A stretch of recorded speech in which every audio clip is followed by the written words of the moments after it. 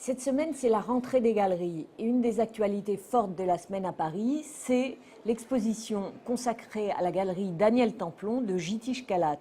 Jitish Kalat, 39 ans, c'est une des stars de l'art contemporain indien. Il expose pour la première fois chez Templon. C'est une exposition extrêmement intéressante. Je connais son travail depuis longtemps. Il est connu surtout pour des sculptures à base de squelettes qui racontent l'histoire de personnages, mais ce qu'on voit à la Galerie Templon, c'est complètement différent, ce qui montre sa capacité créative polymorphe. Il est capable de beaucoup de choses différentes. Une des choses très intéressantes que je n'avais pas compris avant de le rencontrer, c'est que c'est un peintre qui, dans chacune de ses compositions, introduit des personnages et chaque personnage a une caractéristique, c'est qu'il est coiffé d'une sorte de turban et le turban lui-même exprime une multitude de personnages, c'est-à-dire qu'il est constitué, comme chez Dubuffet à la fin de sa vie, d'une multitude de personnages. Pourquoi ? Simplement parce qu'il dit « moi je ne fais pas des portraits, ce que je montre c'est des gens de la foule ».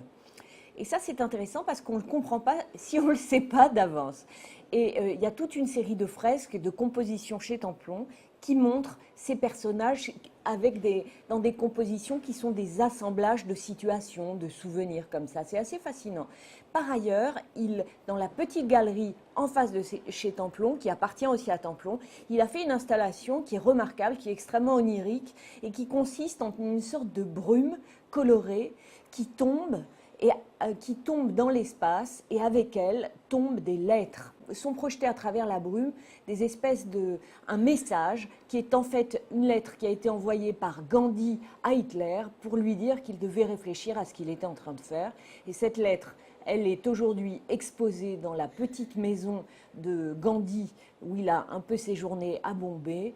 Et Jitish Kalat est de Bombay, il montre ça. Il montre aussi une série de personnages qui reprennent des personnages qu'il a pris sur Internet et qui sont des personnages qui sont fouillés. Fouillés à l'entrée d'une boîte, fouillés à une frontière, etc. Et il en fait une sorte de chorégraphie. Il me dit non, moi c'est pas du tout de la politique que je fais. Ce que je montre, c'est que les choses sorties de leur contexte prennent des formes complètement différentes. Alors c'est ça Jitish Kalat, c'est-à-dire très divers, intéressant, ludique, sympathique, et peut-être même plus que ça. Allez faire un tour là-bas. Merci beaucoup.